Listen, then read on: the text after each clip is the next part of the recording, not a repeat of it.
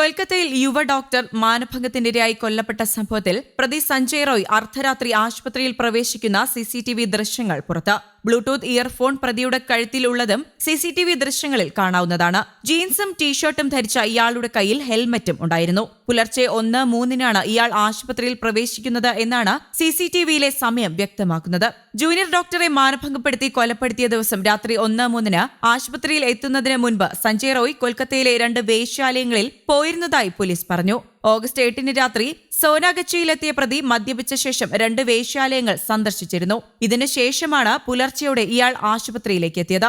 ആശുപത്രിയിൽ കടന്ന പ്രതി സഞ്ജയ് റോയ് 4ാം നിലയിലെ സെമിനാർ ഹാളിന്റെ കോറിഡോറിലൂടെ പോകുന്നതും സിസിടിവി ദൃശ്യത്തിലുണ്ട്. ആ സമയം സെമിനാർ ഹാളിൽ ജൂനിയർ ഡോക്ടർ കിടന്ന് ഉറങ്ങുകയായിരുന്നു. സെമിനാർ ഹാളിൽ വെച്ചാണ് ജൂനിയർ ഡോക്ടറെ മൃഗീയമായി പീഡിപ്പിച്ച് കൊലപ്പെടുത്തിയത്. കൊലപാതകം നടന്ന സ്ഥലത്തു നിന്നും ബ്ലൂടൂത്ത് ഇയർഫോൺ പോലീസിന് ലഭിച്ചിരുന്നു. പോലീസ് ഇത് കണക്ട് ചെയ്തപ്പോഴാണ് സഞ്ജയ് റോയ് ആണ് കുറ്റവാളിയെന്ന് തിരിച്ചറിഞ്ഞത്. ചോദ്യം ചെയ്യലിൽ സഞ്ജയ് റോയ് കുറ്റകൃത്യം ചെയ്തതായി സമ്മതിച്ചതായാണ് വിവരം. അതിനിടെ കേസ് അന്വേഷിക്കുന്ന സിബിഐ പ്രതി സഞ്ജയ് റോയ്, ഡോക്ടറുടെ കൊലപാതകം നടന്ന ആർജിക്കാർ മെഡിക്കൽ കോളേജ് മുൻ പ്രിൻസിപ്പൽ സന്ദീപ് ഘോഷ് എന്നിവരെ പോളിഗ്രാഫ് ടെസ്റ്റിന് വിധേയരാക്കിയിട്ടുണ്ട്. കുറ്റകൃത്യവുമായി ബന്ധപ്പെട്ട കൂടുതൽ വിവരങ്ങൾ നുണ പരിശോധനയിലൂടെ ലഭിക്കുമെന്നാണ് സിബിഐയുടെ പ്രതീക്ഷ. അതേസമയം സംഭവത്തിൽ കൂട്ടബലാത്സംഗം നടന്നിട്ടില്ല എന്ന് സിബിഐ അന്വേഷണ സംഘം കോടതിയിൽ അറിയിച്ചു. കൊൽക്കത്തയിലെ വിചാരണ കോടതിയിലാണ് അന്വേഷണ സംഘം റിപ്പോർട്ട് നൽകിയത്. നിലവിൽ അറസ്റ്റിലായ ആശുപത്രി സിവിൽ വോളണ്ടിയർ സഞ്ജയ് റോയ്ക്ക് മാത്രമേ കൊലപാതകത്തിൽ പങ്കുള്ളൂ എന്നാണ് സിബിഐ കോടതിയെ അറിയിച്ചത്. നേരത്തെ സുപ്രീം കോടതിയിൽ സമർപ്പിച്ച മുദ്രവച്ച കവറിലെ റിപ്പോർട്ടിലും കൂട്ടബലാത്സംഗ സാധ്യത സിബിഐ തള്ളിയതായി സൂചനയുണ്ടായിരുന്നു.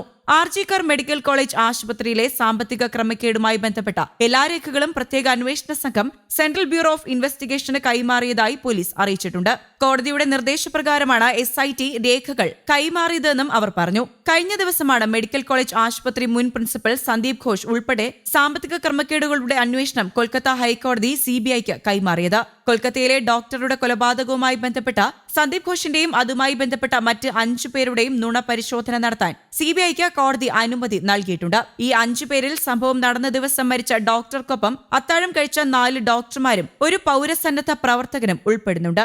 സന്ദീപ് ഘോഷിനെതിരെ സാമ്പത്തിക ക്രമക്കേടും അനാശാസവും ആരോപിച്ച് ആശുപത്രി മുൻ ഡെപ്യൂട്ടി സൂപ്രണ്ട് അക്തർ അലി സമർപ്പിച്ച ഹർജി പരിഗണിക്കവെയാണ് തീരുമാനമുണ്ടായത്. കൊൽക്കത്തയിൽ ട്രെയിനി ഡോക്ടറെ ബലാത്സംഗം ചെയ്ത് കൊലപ്പെടുത്തിയ കേസിന്റെ അന്വേഷണം കൈകാര്യം ചെയ്യുന്നതിനാലാണ് വിഷയം അന്വേഷിക്കാൻ ഹൈക്കോടതി CBIയെ ചുമതലപ്പെടുത്തിയത്. അന്വേഷണ പുരോഗതി റിപ്പോർട്ട് സമർപ്പിക്കാൻ CBIക്ക് കോടതി 3 ആഴ്ചത്തെ സമയവും അനുവദിച്ചിട്ടുണ്ട്.